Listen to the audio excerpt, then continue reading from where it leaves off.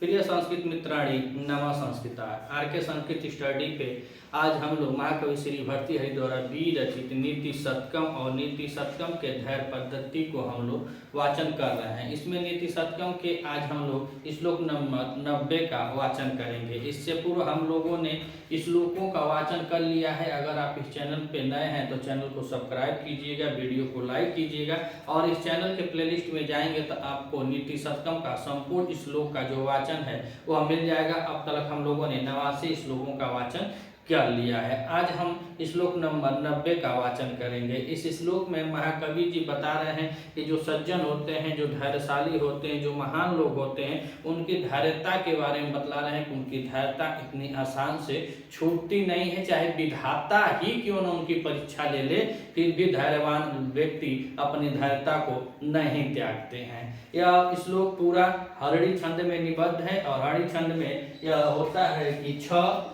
4 और 7 पर यति होती है। तो हरड़ी छंद में कुल कितने वर्ड हुए? तो कुल टोटल हम इसका योग करेंगे तो 17 वर्ड हुए। और कौन सा छंद है? तो हरड़ी छंद है। कौन सी छंद है? तो हरड़ी छंद है। तो आइए हम वाचन करते हैं हरड़ी छंद में कि वीरम वीरम आस्याद अस्माद दुरध्यवसायतो विपदि महताम धैर्य ध्वंसम यदि छितुमिह से अयि जड़ विधे कल्पार अपायप्यते निज कर्मा कुल शिखरणी श्रुद्रा नैते नवा जलराशय। तो यह हरड़ी छंद में श्लोक निबद्ध है।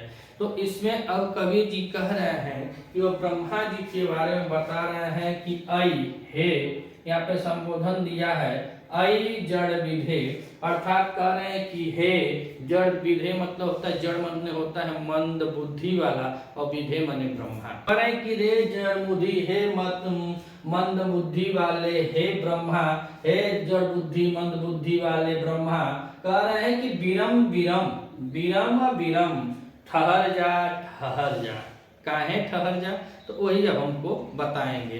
तो पहले कहे कि अयि जड़ विधे, हे मंद बुद्धि वाले, जड़ विधे और विधे माने होता है ब्रह्मा। तो ब्रह्मा को कह रहे कि हे जड़ विधे ब्रह्मा, हे मूर्ख ब्रह्मा, हे मंद बुद्धि वाले ब्रह्मा, विरम विरम थोड़ा ठहर जाओ, छोड़ दो। क्या छोड़ दो?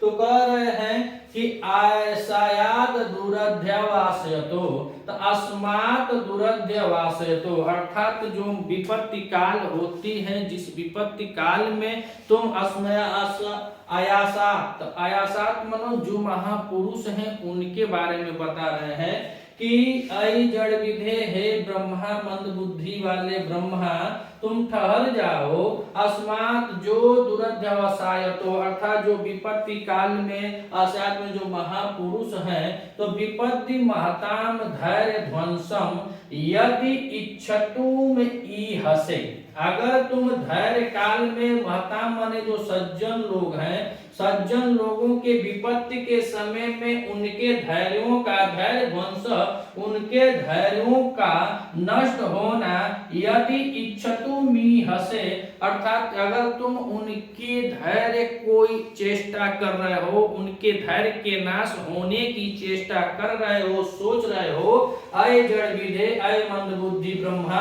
तो विरम विरम छोड़ दो या ठहर जाओ। दो लाइन में ऊपर में कवि जी यही बतलाए कि अय जड़ विधे हे मंद बुद्धि ब्रह्मा, अगर तुम यह चाह रहे हो तो कह रहे कि यदि इच्छतुम ईहसे, मतलब यह आपकी चाहत है, आपकी यह इच्छा है कि जो महताम है, जो सज्जन लोग हैं, उनकी विपत्ति काल में उनके धैर्य ध्वंस, उनके धैर्य के ध्वंस माने नाश को देखने की जो आपकी इच्छा है, आयास अस्मार दुराध्वस्त, तो अर्थात उनके विपत्ति काल में जो महापुरुष होते हैं अगर उनके ऊपर कोई विपत्ति पड़ती है, उस विपत्ति काल में अगर उनके धैर्य के नाश होने की आप इच्छतुम ई हसे, अगर आप उनके धैर्य के नाश की चेष्टा कर रहे हैं, और कह किसको रहे हैं? ब्रह्मा जी को, जो सृष्टि के रचयिता हैं, उनके लिए कवि जी कह रहे हैं कि अगर आप यह सोच रहे हैं जो सज्जन व्यक्ति हैं, तो सज्जन के ऊपर इतनी विपत्ति डाल दो कि उनका धैर्य नाश हो जाए, तो विपत्ति डालकर अगर तुम उनका धैर्य नाश देखना चाहते हो, उनका धैर्य नाश हो जाए, अगर यही तुम्हारी चेष्टा है, यही तुम्हारी इच्छा है, तो कह रहे हैं कि विरम विरम, इस चेष्टा को, इस आस या सोच को, इस इच्छा को तुम छोड़ दो या ठहर जाओ। काहे? तो कह रहे हैं कि कल्पा आपयत आपेत निज कर्मा, अर्थात जो कल्प काल में भी अपने उस प्रयास को, जो प्रयास कर रहा है उसको कह रहे हैं को छोड़ दो।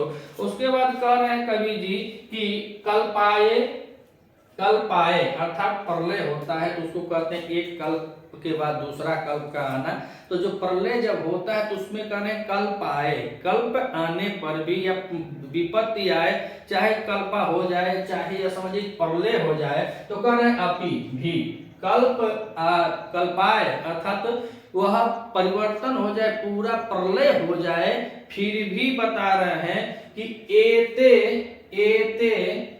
कुल शिखरिण, कल्प आने पर भी, विपत्ति आने पर भी, पूरा प्रलय आ जाए, फिर भी एते यह कुल शिखिण, जो पर्वत शिखर होते हैं, और कह रहे वा अथवा जो जल राशय होते हैं, जो समुद्र होते हैं, तो जो पर्वत होते हैं और जो जल राशय अर्थात जो समुद्र होता है, तो कह रहे हैं कि ऐते शूद्रा न अपेत निज कर्मा, अर्थात कि वह इतने शूद्र, इतने नीच नहीं हो जाते हैं जितना कि वह अपने अपेत निज कर्मा, जो अपनी मर्यादा को लाग जाए, इतना नीच नहीं होते हैं जो अपनी मर्यादा को लाग जाए। ऐसे ही सज्जन पुरुष होते हैं, उनके ऊपर चाहे जितनी भी विपत्ति डालकर तुम उनके धैर्य का नाश देखने की इच्छा कर रहे हो, तो वह तुम छोड़ दो।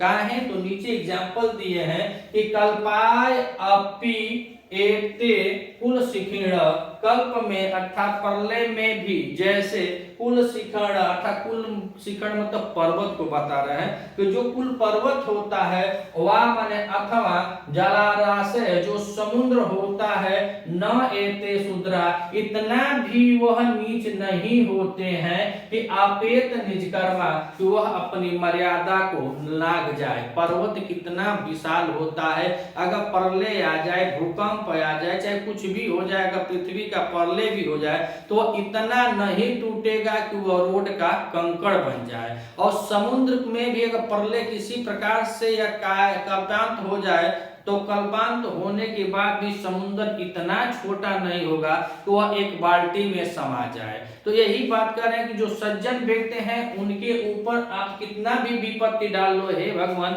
हे मूर्ख ब्रह्मा, हे मंद बुद्धि ब्रह्मा, तुम चाहे जितना भी विपत्ति डाल लो, वह इतना नहीं होंगे कि अपने धैर्य को छोड़ देंगे। वह धैर्यवान है, धैर्यवान रहेंगे और धैर्यवान थे। तो ये बता, उनके धैर्य की जो नाश करने की इच्छा तुम रखते हो, उसका तुम त्याग कर दो। तो आइए एक बार और देखते हैं कि वीरम वीरम आस्याद अस्माद दुरध्यवसायतो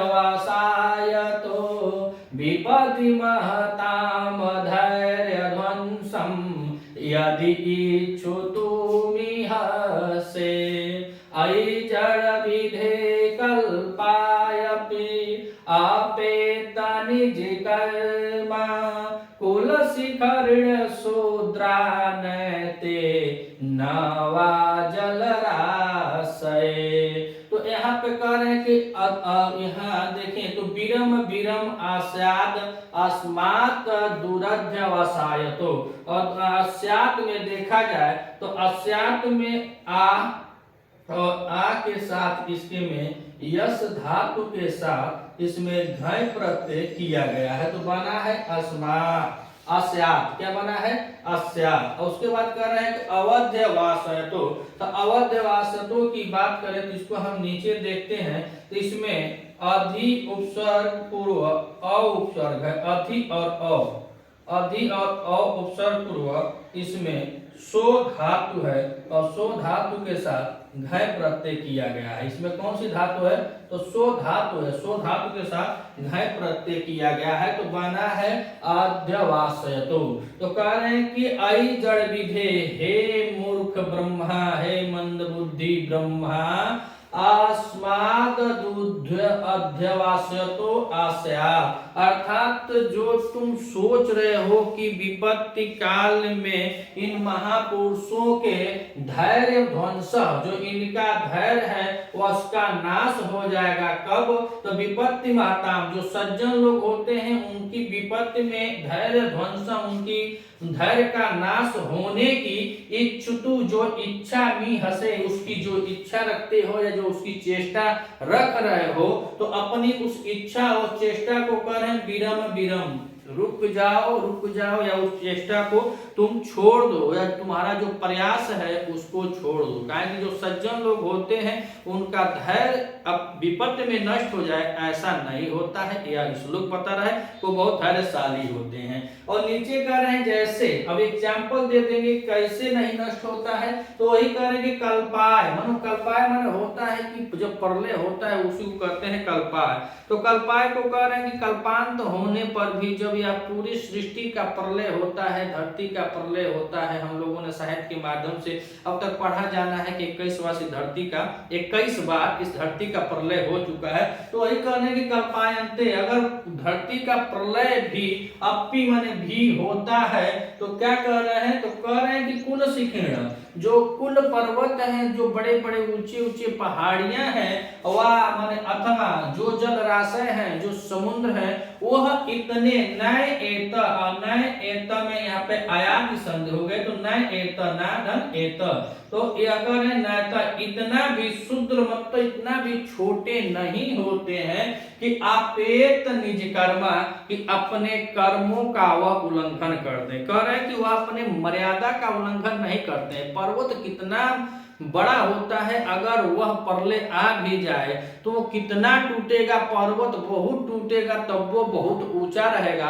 और जलाशय कितना भी सूख जाए, कितना भी नष्ट हो जाए, फिर भी जलाशय अर्थात जो समुद्र है, जो समुद्र राशि है, जो जल राशि को ही समुद्र कहते हैं, तो जल राशि अर्थात जो समुद्र है वह इतना छोटा नहीं होगा। तो वह सब लोग जानते हैं का आपेत निज कर्मा, अर्थात तो वह अपनी मर्यादा को नहीं नाप सकते। जो श्रेष्ठ है तो श्रेष्ठ है और जो निम्न है वह निम्न है। इसीलिए कि हे ब्रह्मा, तुम अपने जो विचार रख रहे हो संतों के लिए, सज्जनों के लिए, कि वह विपत उनके ऊपर डाली जाए और उनका धैर्य टूट जाएगा, मैं उसको देखूंगा, इस प्रयास को करना तुम छोड़ दो। अगर आप इस चैनल पे नए हैं तो चैनल को सब्सक्राइब कीजिएगा, वीडियो अच्छी लगे तो वीडियो को भी लाइक कीजिएगा और अधिक से अधिक शेयर कीजिएगा। मिलते हैं अगले वीडियो में, तब तक के लिए नमः संस्कृता।